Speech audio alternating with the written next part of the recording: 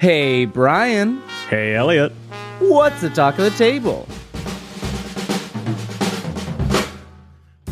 Today we're sitting down with Andre Novoa, creator and owner of Games Omnivorous, to talk about publishing TTRPGs and designing their latest game, The Job, which is currently crowdfunding on BackerKit. Andre, welcome to the show.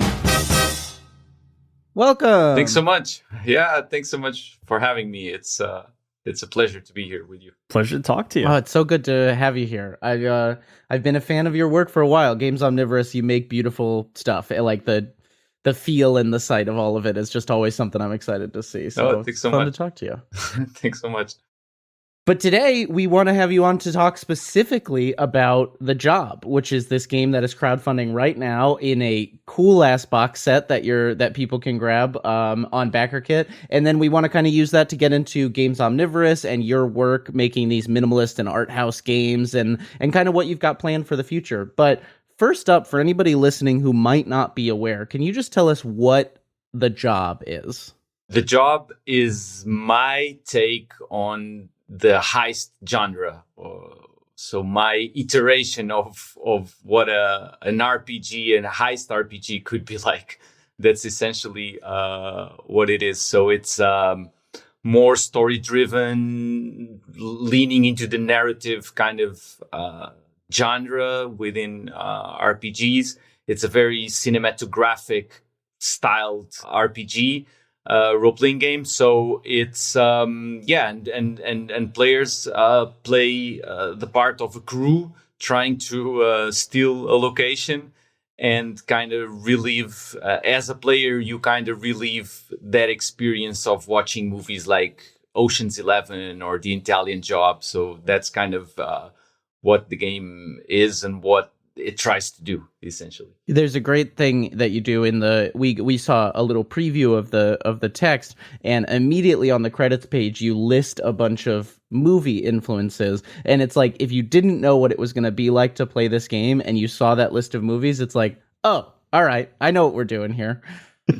Yeah, it's like it's something that I've grown very fond of when I pick up a book, a new game or a rule set, and it kind of lists the influences, both in terms of media, literature, movies, or even other games that it draws inspiration from.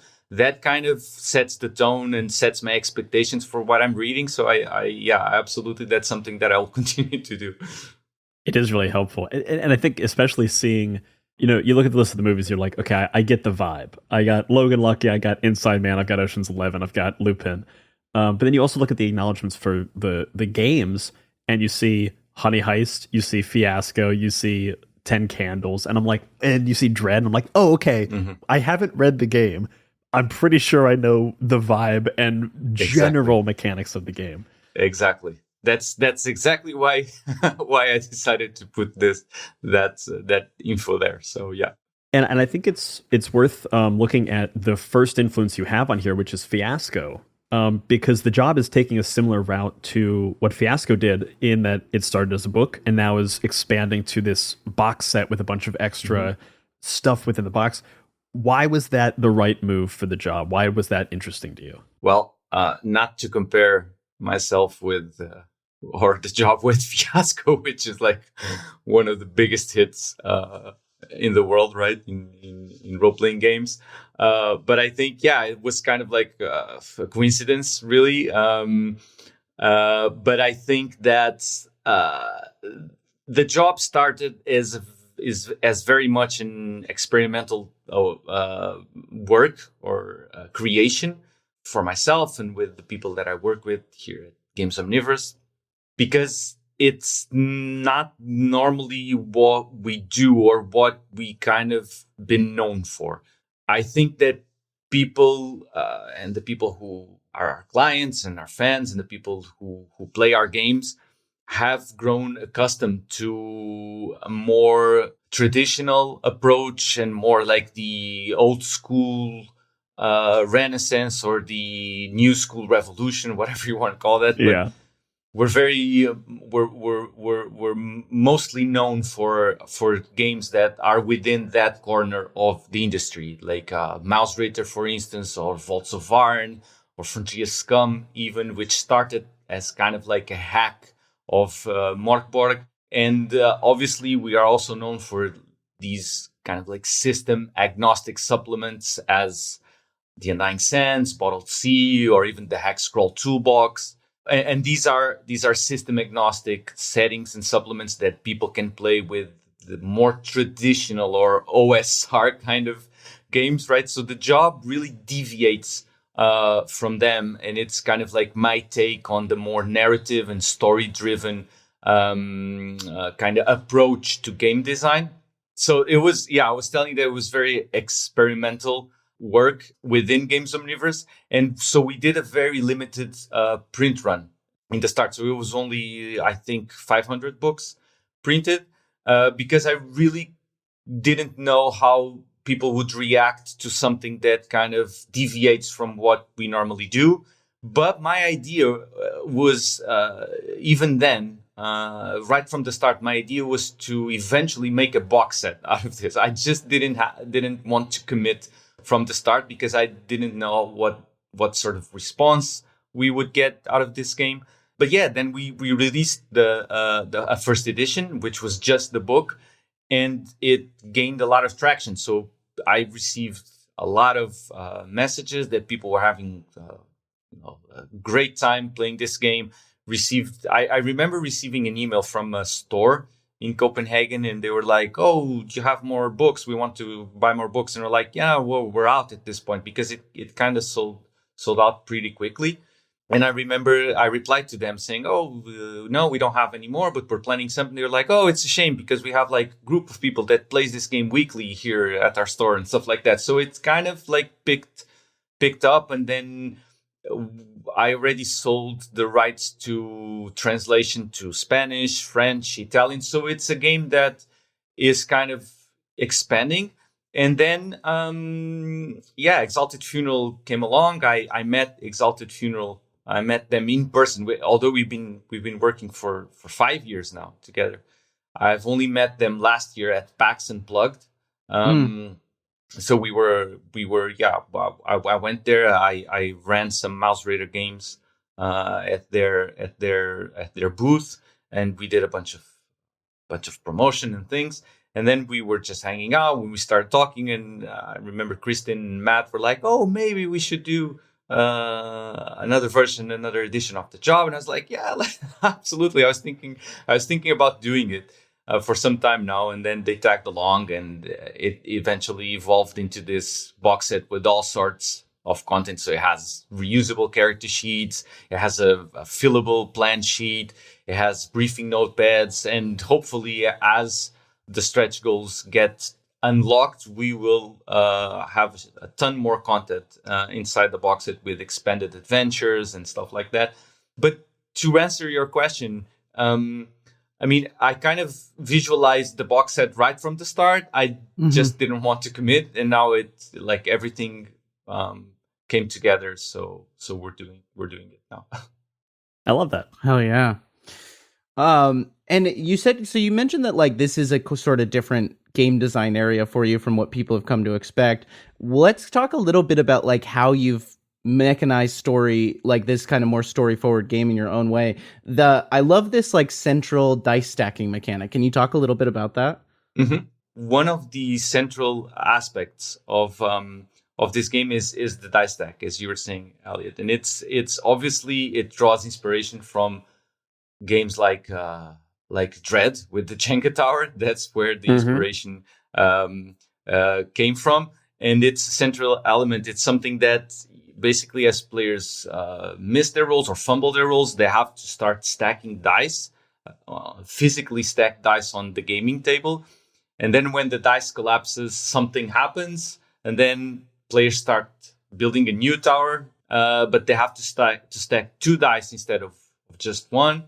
And then if the tower collapses again, something else happens, and then there's a third and final stack, and they have to stack 3 dice on top, and it collapses very quickly by the end, which really emulates this idea of tension and things kind of escalating quickly. And if the stack collapses 3 times, the heist ends. So my approach to coming back to your question is I at a certain point I was playing a lot of these more story-driven narrative games that you were saying, like Blades in the Dark or Apocalypse World or even Fiasco at some point, Dread and Candles, these sorts of games. And there were two things, in my view, that I kind of missed from that experience. One was I kind of felt like having a winning condition at some point was something that would be very cool, which is something that most of these games do not bring. And I think that the job does that well, because there's clearly a goal, there's clearly a winning condition, unlike in most role-playing games. So you either you either can pull off the heist or you lose trying, and losing is I've played this game extensively by now, and losing is sometimes even funnier than actually pulling it off. It's like it goes down in a catastrophic blaze, and it's really, really cool. It's even more memorable in some occasions than actually pulling off the heist. So one thing that I missed from these more narrative games that you were saying was this kind of like winning condition, this thing that kind of clearly defined and had a goal for the players. And the other thing that I kind of miss when I'm playing these games is a bit more structure. Sure. I come from the like OSR, whatever, NSR world, right? Where normally the GM runs a dungeon or a model for the players, right? There's an adventure, a pre-written adventure, and you pick it up. Like, I think my favorite game is probably Dungeon Crawl Classics, and they have these awesome modules that come in 20 in books with 20 or 30 pages, so they're fairly small. But even in Mouse Reader, which is fairly open-ended, we still offer you like a little pamphlet or a little postcard with a dungeon that you can run for your players. And with the more story-driven and narrative games, I kind of miss that. I'm not a very good referee or GM to be constantly improvising upon, on top of improvisation. So sometimes it's kind of hard for me to really move the story forward without having some sort of structure. So in this game, in the job, what I tried to do to compensate for that was to create a phase in the game, which is the preparation phase before we move on to the dice stack and all that, which is in the action phase. There's a preparation phase, which takes about an hour and a half, at least in my playtest, that's what it took, where the players actually write down in a plan, in a piece of paper, their heist and the 12 scenes that they want the GM to run for them. So in a way, they're kind of preparing their own dungeon, or they're kind of preparing their own module, their own session of play. And that, I think, was very cool when I was playtesting, that it really felt like the players were preparing a heist as their characters. It simulated that experience. So it takes like an hour and a half, and players write down 12 scenes. And the book offers some structure on this. So the first 2 scenes are about infiltration. The next 4 scenes are about deployment. Then there's execution, and then there's the escape. And the game offers you, when the GM tells you what you're going to rob and the object and the location, the referee also gives you 6 complications that you must include in this plan. So it's kind of like, how good art, people say that great art comes from big constraints. It's kind of like that. So you kind of set boundaries for the players, or limits, to work as like a catalyst of imagination or creativity. So that's what I tried to do. So you have these 6 known complications. For instance, it can be motion sensors, security cameras, alarms, or even more bizarre things like tigers or dogs or whatever you want to include, right? So players write these scenes, and these scenes can be as small as just one sentence, like crew member A is approaching the front desk and try to manipulate the security guard into walking into the building disguised as a janitor, whatever, that is the scene. So players write these 12 scenes, and then they hand it over to the referee, and the referee is going to run that module for them. And obviously then the book gives you lots of tools and ideas on how to complicate that, on what to do when players fumble rolls or fail rolls. And yeah, that's how the game works, essentially. The preparation phase was the first thing that I really keyed into of something that I hadn't really ever seen in a role-playing game before to this extent. And the thing that I was most excited about this game, because you're very right. It's like their players are writing their own module, which is like the thing we talk about kind of in the abstract in like a session 0, where like, listen to what your players want and just give them what they want, and you're all going to have a good time. This is literally players, write down the exact thing you want, and guess what? That is exactly what we're doing with this session, which is great. And also in just the fulfillment of the fantasy of this world, of the heist fantasy.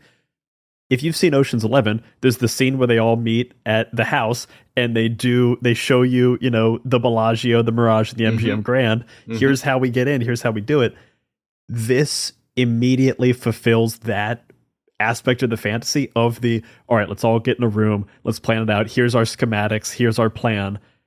And then the best part of any heist movie is you show the plan, you do the plan, and there's a bunch of fucking shit that gets in the way as you're trying. It exactly encapsulates that format in a way that it feels almost inevitable that you will tell a great heist story because the game has so properly sculpted those expectations. That's exactly what we try to do. Like, these movies have these tropes, as you were saying, which is like kind of they have a preparation phase also, right? Where they're planning the heist and telling what they're going to do.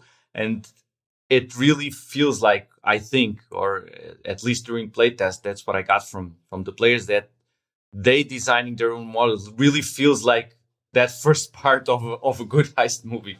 Yeah.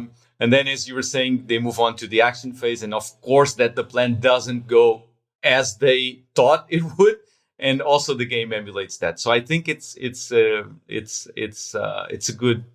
interesting game that does a very specific thing, but I think it does it well. It's very cinematographic in that sense. Yeah.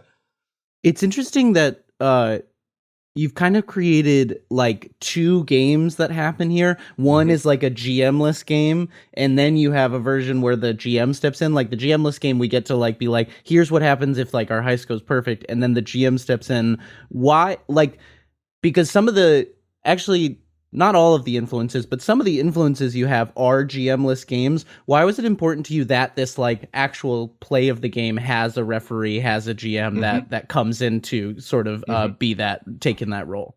It's a good question. Excellent question. I don't know that I needed it. It just felt natural for me to have a referee. And I think it's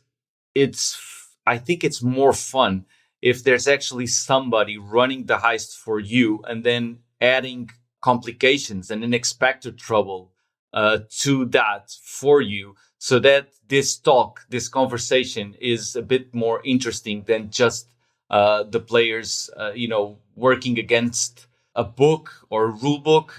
You know what I mean? So it just felt natural for me. And it's just how I normally play or I like to play role-playing games. I'm not a huge fan of GM-less games myself. I don't know why. It's just something that it never really spoke to me. So for me, it's very natural. It was a very natural choice. It wasn't something that I really thought much about. It just came natural that it was this way, and I think it works well. It works well.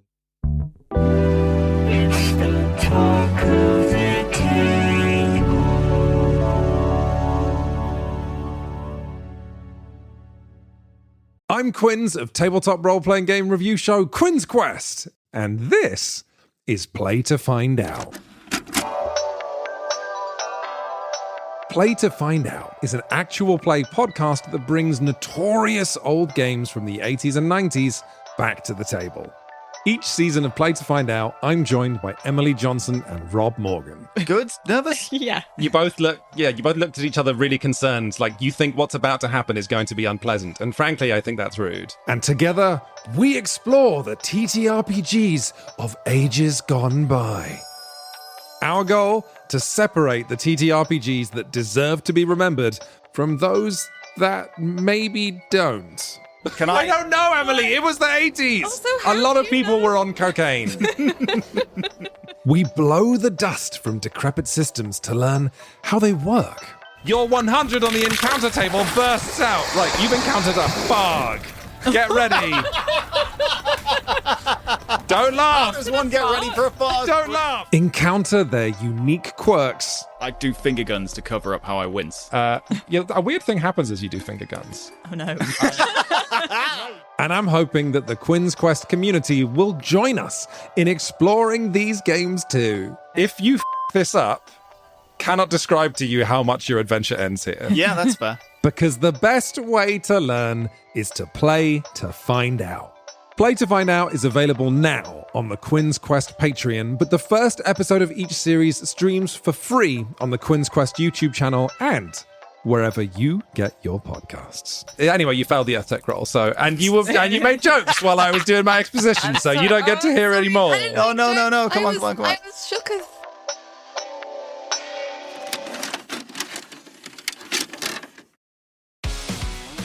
Hey everyone, this is Brian, and I just want to tell you about a great one-shot actual play that we're releasing on May 12th over on My First Dungeon.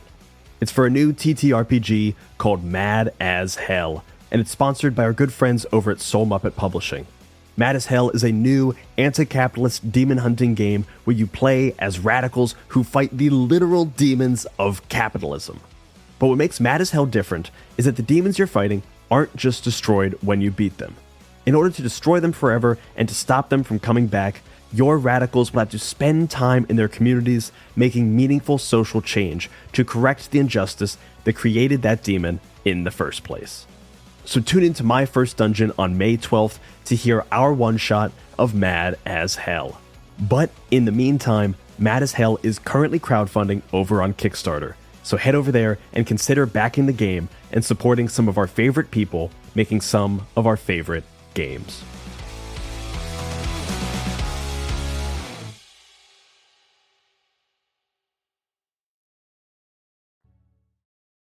Can you talk to me a little bit more about the inventory system for this game? Because I think it is really interesting in that there's such a resource management element to this role-playing game.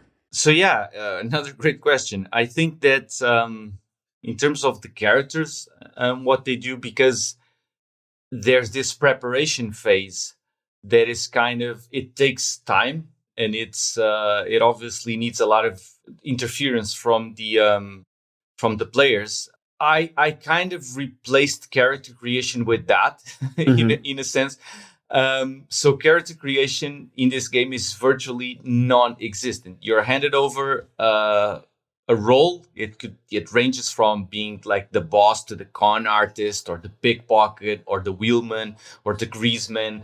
So the bruiser, and there's a weird one which is the animal handler, but it's super fun. It's really super fun to roleplay that one. But yeah, so I kind of replaced the idea of character creation, because characters in this game don't even have stats like strength or charisma or whatever. They don't have stats. They're simply defined by 4 stunts, which they can pull off during the heist. Stuff like, for instance, I think one of my favorite is the bruiser. So the bruiser can actually blow. Physically, the player can blow on the dice stack. And if any dice will fall from the stack, those are removed kind of from the game. So the stack kind of de-escalates. So it kind of represents de-escalating the fiction in a way. But so I kind of, as I was saying, I kind of did this thing where character creation is virtually non-existent, because the preparation phase already is very demanding of the players. So I didn't want to tax them with, more rules to create the characters, and, you have to spend another 20 or 30 minutes creating characters. No, you just go straight to planning the heist, which means that the focus for the characters is precisely on these 4 stunts that they can pull off, and the inventory, as you were saying. And players only have access to 4 pieces of equipment during the heist. And the good thing, or I think at least it worked very well when I was playtesting the game, the thing that really works well here is that they don't need to decide their gear before they start the adventure. They simply have 4 slots. They go on adventure whenever they need, or they feel like they need a piece of equipment. They just fill one of the 4 slots with that piece of gear. They deduct its value from the budget. So each heist comes with a certain budget. And then, that's the system. So whenever they run out of slots or money, they don't have access to equipment. If they have slots and budget, they can do it. And it's kind of like, it simulates this idea that, crew members are professionals. They know what they do. So it's not like, oh, I forgot to bring my gun or whatever. No, it's like they didn't forget to bring anything. They just have to have money or budget and space, but you can have whatever you want during the heist. So it's kind of a bit like Blades in the Dark in a sense, in a way. It's also interesting in that the inventory, because as you said, there isn't a character creation. You're just kind of given the role that you're playing this trope. Mm-hmm. But it's interesting that like the inventory is almost a bit of character creation because, you're the bruiser. What type of bruiser are you? You don't know when you start, but if midway through the game you're like, ooh, I need brass knuckles and rope. Now I have a better idea of what type of bruiser I am, rather than like a different game where the bruiser needs a machine gun. Like it's little flavors, it's little twists of a trope, but it is fun to see like how characters will evolve through this game when you're not given the character creation process early on. You find it throughout the game, which I think is really cool. You find it throughout the game. And that's a very common thing in more narrative and story-driven games anyway. It's that, characters are kind of created in their arcs as the game progresses and the fiction progresses. So it kind of also talks to that aspect and that approach to game design, I think. But it also has like it's me doing all these, this thing where role-playing games have like 3. I don't know if anybody's paying attention to this theory anymore, but I kind of find it useful that games are defined or are categorized either by being gamist, narrative, or simulationist. I think that's what it is. It's called the GNS theory or something like that. And so gamist being you're trying to beat the game. So those kind of games where you're trying to win against the game or trying to beat the game. Classic dungeons like Tomb of Horrors. That's normally marked as like a gamist dungeon. And then you have like the simulationist where everything is kind of pre-written and characters simply inhabit a pre-written world, a pre-made world.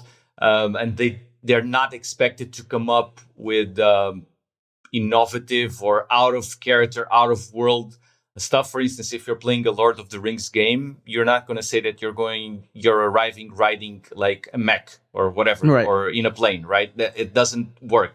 So it's kind of like a simulationist in the way and that's how most OSR and NS old school and traditional games work. And then you have the narrative, which is kind of like emergent fiction. You play to find out. Nothing is predetermined. Not even the setting is predetermined. So if you play games like Apocalypse World, right, there's not a setting for Apocalypse World. The setting is formed as the players play the game.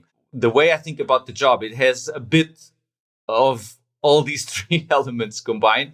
It's kind of like narrative, as you were saying, because characters kind of discover themselves as the game progresses and their gear, and it's not pre-written. And when the game starts, there's nothing pre-written. So the players kind of imagine what their own world is going to be like. But it's also gamist in the way that you're actually trying to win this game because it has like a winning condition. And it's kind of simulationist also in a way because it's not completely free form. So actually the referee is going to run a module in a way for you. So it kind of combines aspects of all these different approaches to game design in a way that I think it works. Getting into a bit of the crowdfunding of this game, which is happening right now as people are listening, where are you funding? What can people get? And why backer kit over Kickstarter? Because that's always a fun question we like to ask people these days. So it's funding on BackerKit, as you were saying, under Exalted Funerals account, and you can find the link on, for instance, our website. Just go on our website or Exalted Funerals website. Our website is gamesomnivorous.com and exaltedfuneral.com, and there's a big banner. Just click and you go to the campaign. What we're offering right now is a box set with the book, reusable character sheets with dry erase markers, dice. We're offering the briefing notepad so that the referee can create their own adventures or briefs and give to the players. And then as stretch goals, we have a bunch of adventures and mission envelopes with stuff like blueprints or brochures or like immersive props alongside with briefings and like fake cash and example plans. We're also offering example plans. So if you receive the box set and you want to skip straight to the action phase, you just have like 1 hour or 1 hour and a half to play, and you want to skip right to the action phase, the box set will come with a bunch of sample example plans that you can use for like a quick play mode. In BackerKit, we at Games Omnivorous, we shifted to BackerKit last year. Mm-hmm. So our last campaign was already on BackerKit. This had mostly to do with the fact that Kickstarter, Portugal is where Games Omnivorous is based, is not a Kickstarter country. So it's not possible to do campaigns. Being like a Portuguese company, you cannot officially host a Kickstarter campaign. So what we did in the past is we partnered up with Exalted Funeral, and there was all sorts of a bit of complications here and there when it came to transferring stock and all these like logistical and accounting issues. So BackerKit last year started to include Portugal as a country in their. Nice. You can create, as a Portuguese company, you can create a BackerKit campaign. So that's why we shifted and we moved to BackerKit essentially. And then Exalted, when we started discussing this, Exalted thought that it was a good fit to do the job on BackerKit. And yeah, since we had already shifted to BackerKit anyway, we at Games Omnivorous, it was it was not an issue. Like it felt natural. Oh yeah. I didn't know that about Kickstarter in Portugal. It's interesting. Yeah. I would love to turn a little bit to Games Omnivorous as a whole. For anyone who's listening who doesn't know or isn't familiar with the games that Games Omnivorous publishes, can you tell us what Games Omnivorous publishes and also kind of what's your overall ethos at Games Omnivorous? So we are in a bit of a repositioning, rebranding, restructuring moment currently in the past, couple of months, and it's and we are still unsure exactly how everything will fall into place, but we kind of know where we want to go and how we want to be seen moving forward. But up until now, Games Omnivorous was a games publisher, an independent, an indie games publisher. That's what the project was and has been until now for 5 years. It started 5 years ago. And we are basically known for, I think that people recognize the brand and know us for probably our biggest successes, which are definitely games like Mouse Ritter. I think the sales that we made on Mouse Ritter are like probably bigger than all of the others combined, just for you to have an idea. So Mouse Ritter is just like a global phenomenon. It's incredible. It's a really cool game. So that I think that people know us mostly for Mouse Ritter, but also for like games like Frontier Scum, games like Vaults of Varn, and these supplements like the Undying Sands and the Bottled Sea and the Hex Crawl Toolbox, which we won some Annies last. We won one Annie for the toolbox, and then we were nominated. The Undying Sands was nominated a couple of years back as well. Nice. I think that these are like system agnostic settings that you can play with games like D&D or OSR games like Knave or Cairn or Into the Odd or Black Hack or Dungeon Crawl Classics, whatever you want to use. And these people, I think people know us for these supplements because they're very different from what normal settings look like. So settings are usually presented, or gaming universes, gaming worlds are usually presented as books, right? You read from a book, and then the book tells you the factions or the fauna or the creatures or the landscape or the geography, the demography of the place.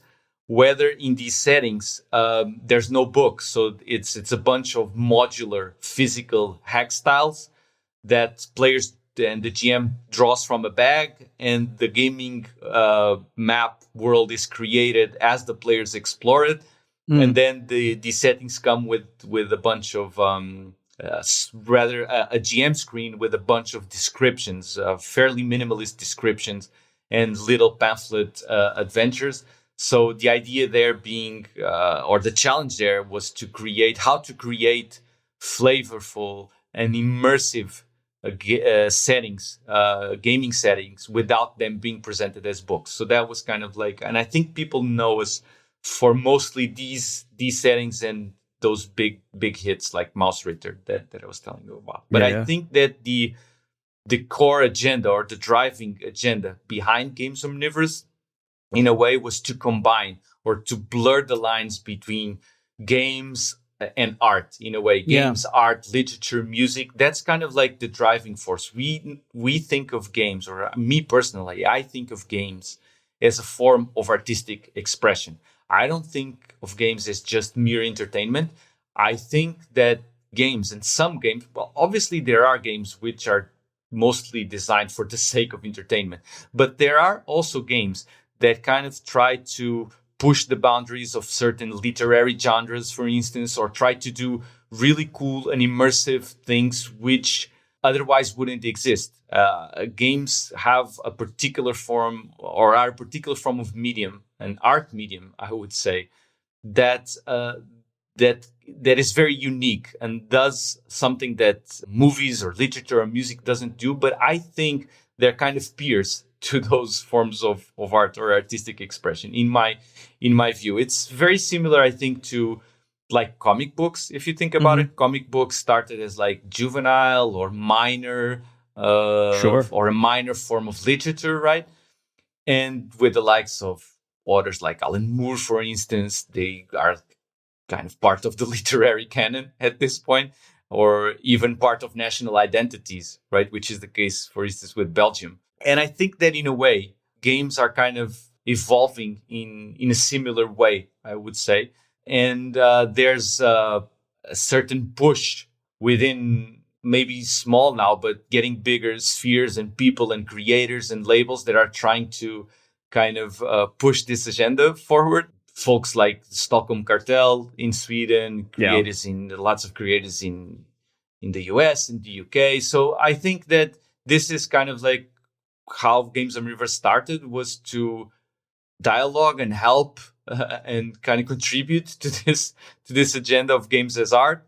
So that's to answer your question. So that's how I think, or how I like to think about Games Omnivorous as a project. And then I think that mostly we are known for that, but also for our biggest hits like Mouse Ritter and stuff. And now we're kind of like repositioning the brand. We're in a moment of transition, and I think the idea being, we are no longer going to be a publisher per se, but we're mostly going to be, we are going to shift focus to being a game design studio.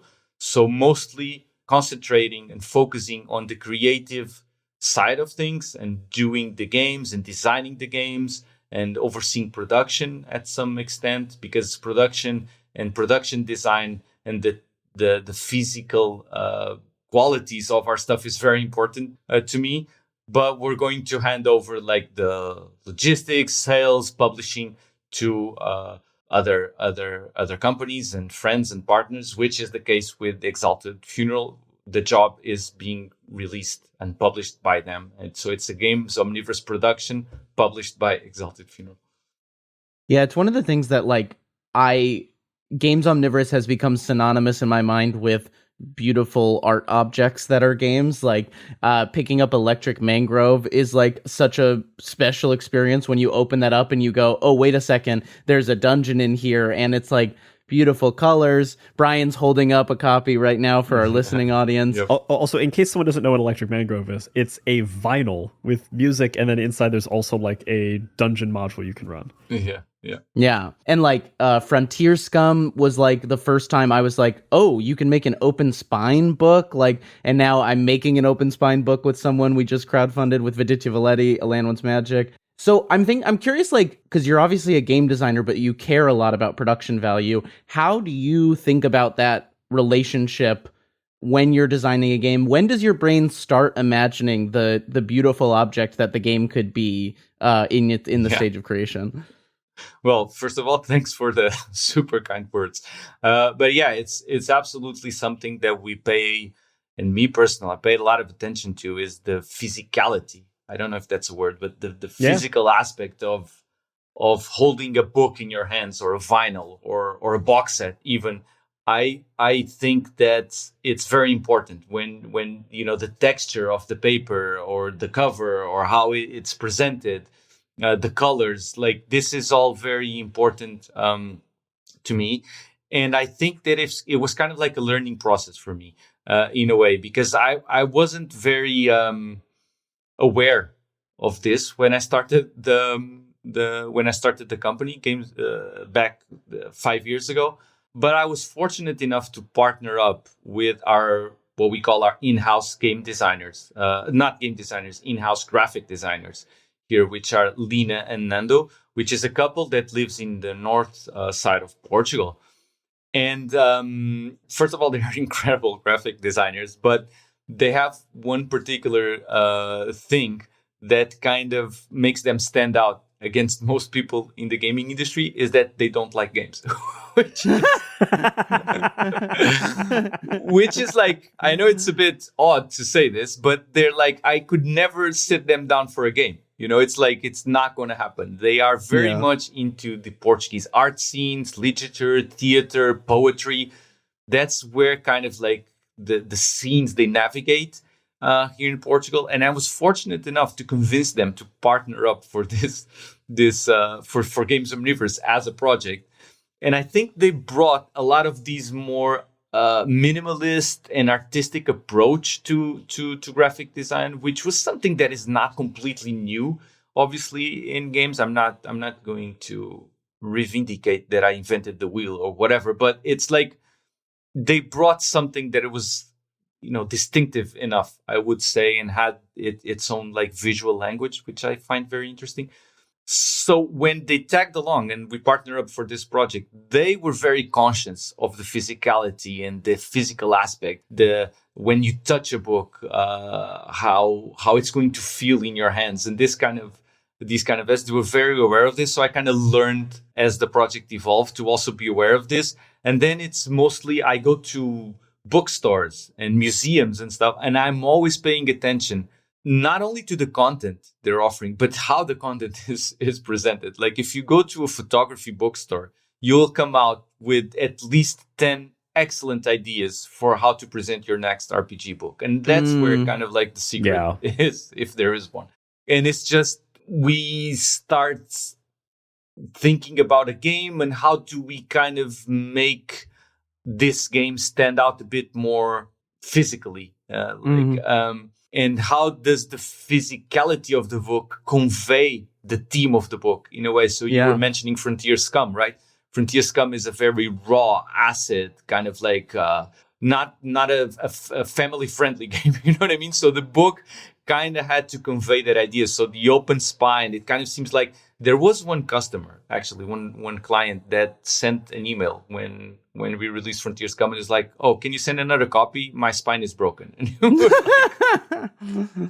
Actually, it's actually, yeah, that's exactly how we wanted you to feel. You know what I mean? So that's how we kind of like think of things and approach things. That's what we kind of try to do. Yeah, that's fantastic.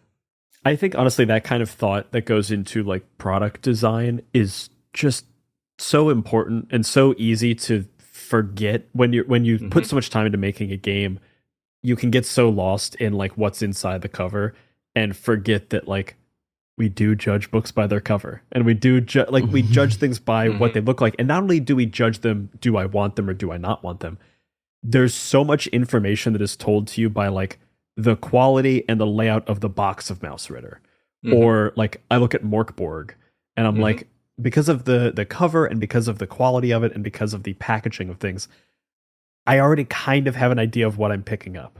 In the same that we were talking about with The Job, like if you read those acknowledgments of the types of games that it's pulling from and the movies it's pulling from, on the first page, I know what is going to be inside. And that's incredibly helpful because then I can go deeper and deeper and deeper and get lost in the game and eventually bring it to a table. No, that's exactly right. I think you're right. I think that a good blurb, the physical aspect of the book, a good like credits page with a good like bibliography or filmography or whatever, I think that is very important because as a reader, I like to know what I'm getting into without starting the book. Exactly. You know what I mean? Exactly. That's where these things come in, basically, is like product design, cover, how you even the marketing side of it, right? That's where everything comes in to help the reader understand exactly what they're getting into before even reading the first line. And I think that's important because obviously reading the book is perhaps the most important experience, but everything that comes before sets the tone and sets the expectation and sets and puts the reader and the player in the right mindset or to then play and read the whole thing. So I think it's very important. Yeah, 100%. Yeah. Oh, love it. Andre, as we work towards a close, I kind of want to zoom out a little, even like further from Games Omnivorous to like you're a Portuguese-based company and like you're Portuguese yourself. You've got Portuguese collaborators. Is there a Portuguese RPG scene? What is it like, and like how has it influenced maybe your work, if you think it has influenced it? So the scene in Portugal is fairly small, I would say. It's been evolving over the past few years. But just for you to have an idea, I think the first RPG book ever published in Portugal was the Dungeons and Dragons Red Box from the 90s. Oh, okay. Okay, sure. So I think that was the first one that was translated into Portuguese and published here. So this was like 94 or 93. Yeah. And I think that between 93 and 94 and like 2015 or 16, there wasn't a single thing published in Portugal. At least, obviously, there were some like digital and amateur or indie things kind of like circulating in small circles in gaming groups and gaming stores. But like the idea of actually, releasing, publishing, printing a proper like book or whatever didn't happen until like very late, maybe even like 2020 almost, I would say. When I founded Games Omnivorous, there wasn't really a scene here. So that's why I think I kind of like I think of the project as being inserted in this more transnational or international circuit or industry rather than, speaking to the Portuguese scene directly, which is very, very small and very minor. I know that today there are people that do Kickstarters in Portugal. There's Newborn Games that is doing a Kickstarter now, and we help out with fulfillment. There's a bunch of people doing, but they're all very, very they're small print, local print runs. So it's not a scene that is expanding. At least the production side of it or the creation side of it, it's still very incipient, I would say. In terms of the gaming groups, there's a bunch of people playing now. Like board games have exploded in Portugal, and with them, a bit role-playing games too. But people stick to playing like mostly the mainstream titles, like D&D or Pathfinder or Vampire or Call of Cthulhu or Free League games. Obviously, are very big at this point as well. That's normally what they play. And then there's a Portuguese convention called Rol Lisboa. It happens in Lisbon in the fall every year. And it's expanding. It's getting bigger. There's cool people involved. There's interesting speakers. They invited a bunch of game designers from everywhere to speak, normally over the internet online. But it's very cool. But it's still small. We're talking about 200 people, or give or take. So it's a scene that it's not well, definitely not huge. And even our sales, like Games Omnivorous sales, Portuguese or sales that come from Portugal represent less than, I don't know, 1% of our sales. Oh, wow. So it's virtually it's very small. Andre, the last question we like to ask on this show is a question we call, what are you bringing to the table? And this is just our fun way of asking for a recommendation from you. This could be a recommendation of a game, a person, a TV show, a movie, a book. It could be inside of tabletop, could be outside of tabletop. What is something you would recommend today to our audience that's listening? One of the best shows that I've ever watched just finished season 2, and it's Severance. I don't know if you saw Severance.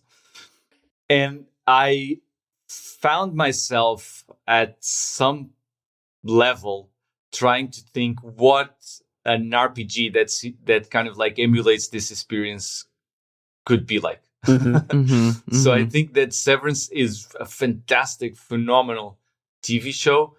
And I think that there's not any game out there that kind of does what the series does, I would say. So I kind of like, maybe I would bring Severance to the table because it's so innovative, so cool, very well done. So maybe Severance, I think. That's great. We're huge Severance fans here. Love it. Thank you so much for coming to the table. Do you want to let people know where they can find you online if they're looking for you? Thank you so much for having me. It was fantastic talking to you both. You're really, really cool to talk to. So thank you so much for that. I feel the same about you. You can find us at gamesomnivorous.com. And then we have a Discord community, so you can join our Discord community if you feel like, and you'll find the invite in our homepage. Just scroll down until you see the big Discord logo and click and follow that link. And now we're mostly active in terms of social media in Instagram and Blue Sky. That's mostly what we're doing these days, mostly Blue Sky, I would say. But I think that, just if you like what we do and want to hear more and talk to people that also like our games, definitely join our Discord community. And you can also join our mailing list in the homepage. So that's it. And be sure to go back the job on BackerKit and get in on the heist fun. Absolutely go back the job on BackerKit. And, of course, if you want more gaming content from us, check out the Many-Sided newsletter and the Many-Sided Media Discord, where you can talk about this episode and all of the episodes of Talk of the Table. You can support this show on the Many-Sided Media Patreon, where you can get ad-free episodes, bonus roundtables, as well as a whole bunch of other fun content for this and our other show, My First Dungeon. Please be sure to rate, review, and follow Talk of the Table wherever you get your podcasts. And that's what the table is talking about. Bye-bye, everybody. Bye-bye.